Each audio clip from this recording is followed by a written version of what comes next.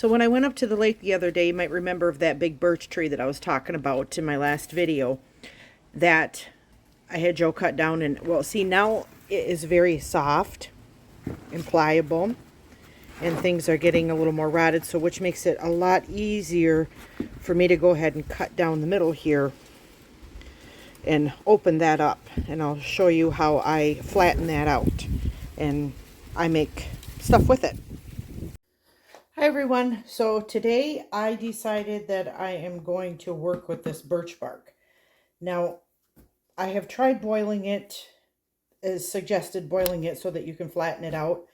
I have found all that does is make it curl up even worse, and it's such a pain in the butt to get it to straighten back out.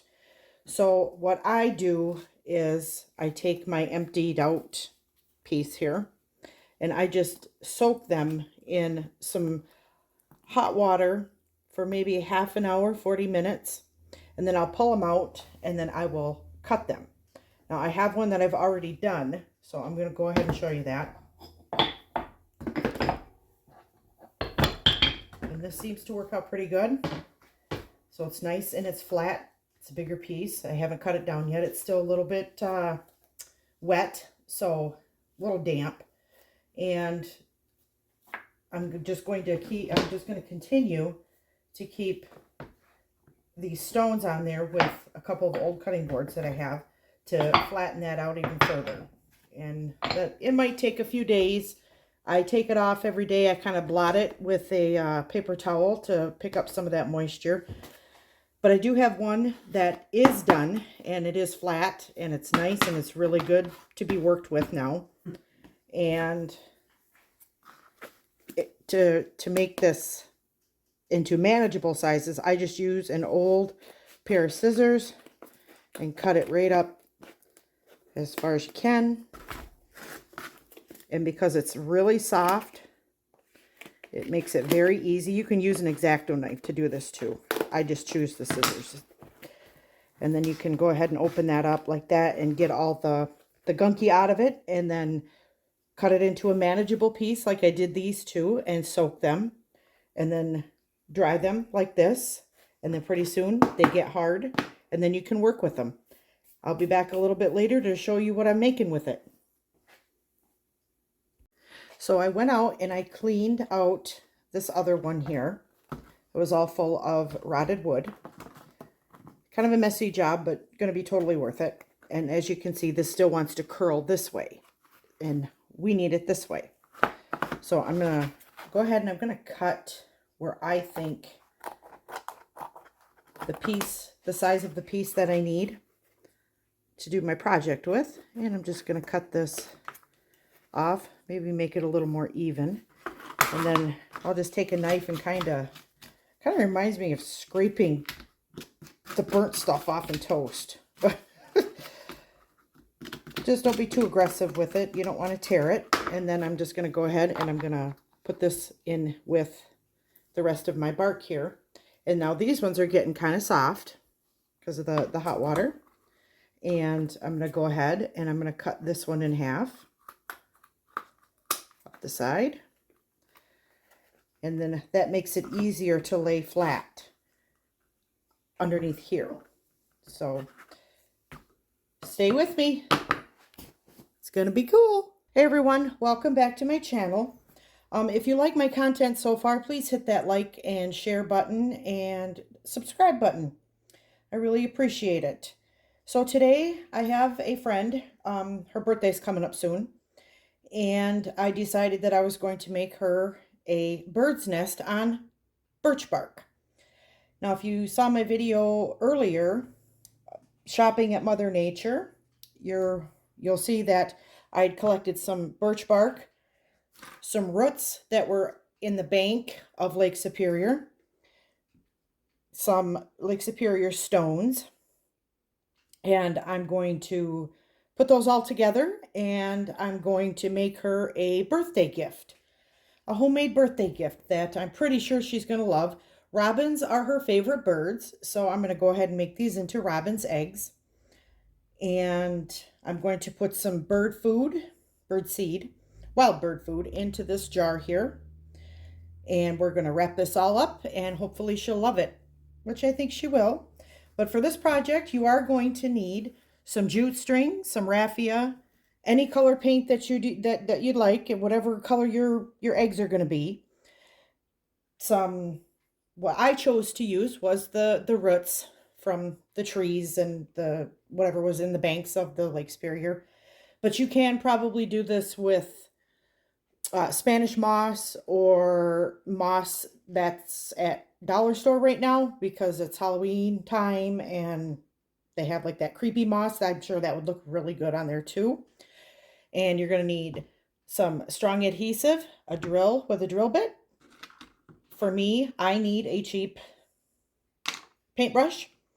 And I have this little wooden bird that was left over from a wind chime that I had. Of course, your birch bark. I'm going to put it together and I'm going to hang it on a piece of driftwood, some wire, and wire cutters you're going to need. So I'm going to show you how to make this root system into a circle. So you're going to take a piece and you're just going to start turning. Pull it apart. It can be kind of messy, but you know what we do for our friends. And you're just going to turn. Make a circle and just turn it like that. And then what I did was once I've got my circle, it's almost like a wreath. It's like a miniature wreath that you're making. And you just pull off a longer part. And then you're just going to turn that, wrap it around to hold it together like this. And depending on how big it is, you might have to use a couple of pieces to wrap it around and to get it to stick together. It's not really that difficult. It's just like this. Just wrap like you would a regular wreath if you were going to make one. Now I do have one that's already done that I'm going to put on here. And this is the way this one's going to look. Now I have the wreath on there. And what I'm going to go ahead and do is I'm going to use my strong adhesive. I'm going to glue it to my birch bark. And then I'm going to take some pieces, just random pieces, and kind of just bunch them up like that. And then we're going to glue those on the inside. And maybe pull them apart a little bit, give it a little more realistic look. And I'm going to glue those on the inside. Now that I have my little circle made and my wood is prepared and I have my little piece of driftwood here, I'm going to go ahead and I'm going to spray these just to give them a protective coating so that they're protected from dust and whatever might get on them.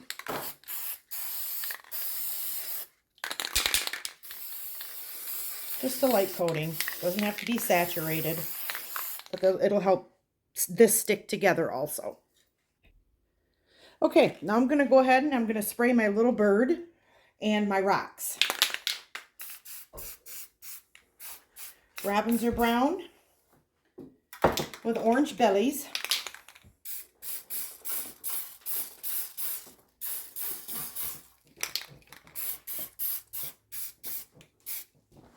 They might take a couple of coats for the rocks. Of course, I'm going to flip them over and do the other side also so that there's no shadowing going on. And then after these dry, and after the bird dries, I'm going to go through and I'm going to paint a little orange stripe down the belly of the bird to make it look like a robin. Hi everyone. Okay, so I'm back, and what I did was I took some very strong adhesive glue and I glued my bird's nest onto the birch bark. And I'm going to go ahead and I'm going to drill a couple of holes into the birch bark so that my wire can fit through there.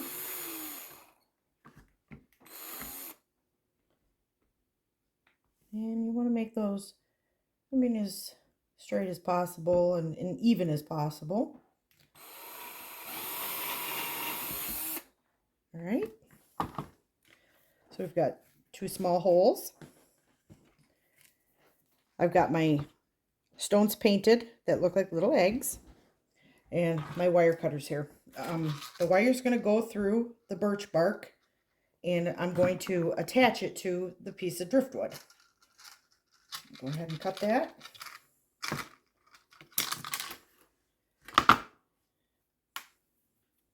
Get that ready. I'm going to take my adhesive glue here, and I'm going to put in these into the little nest. And you can do this any way you want. Just put a generous amount on them so that they stick together, because this is going to be hanging. So you might want to maybe do the where they're touching also. Just put a little dab there. And just kind of press them into place and see where they look best and how you like them, how you're going to like them to look. Okay, so I've got my holes drilled. We're going to go ahead and we're going to come through the back of this. We're going to let this dry for a little bit so that these don't fall out, because I will be handling this. Okay, I'm back and everything is dry, and I've got my wire cut here that I'm going to use to hang this. I'll show you how I'm going to do that. And my little bird is going to go with my jar. The jute string is also going to go with the jar. So what I'm going to do is I'm going to go from the back. I want to go from the back of my driftwood, which I drilled holes in that.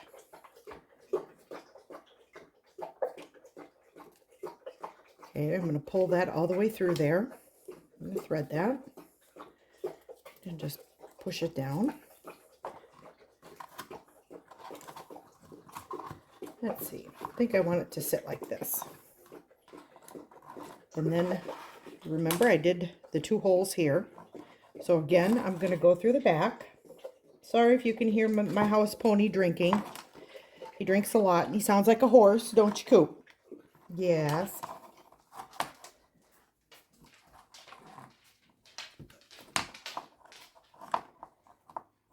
Just gotta put that in there. Okay. I'm going to pull this up and you can decide how far you want it to hang. And I've decided that I think maybe 2 inches from the piece of wood is good. So I'm going to have this leftover stuff here, but I'm not going to cut it way down because I want to loop it. So we're just going to get rid of some of this, but we're going to do it pretty much evenly on each side. And then we're going to take this and we are going to just twist it, making little circles. And we'll see how that one turns out. And I'm going to do mine tight. That way the holes won't show once it's next to it. Like that. And then we're just going to press it down. There. I'm going to go ahead and do this other one. So moving on to the jar of birdseed. That's going to go along with the present, with my homemade present there. I'm just going to put a little bit of tape around the end because jute string, it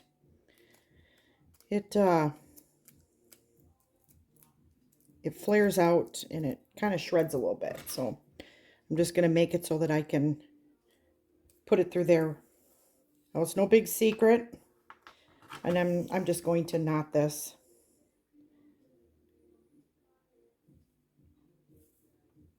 Well, maybe not. Okay, hold on.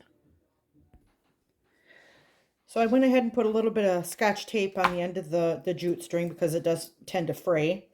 And so I threaded it through my little robin here. And we're going to go ahead and tie this around the jar. It's not a big secret that I cannot make bows. I'm terrible at them. I've tried and tried and tried and I can't do it.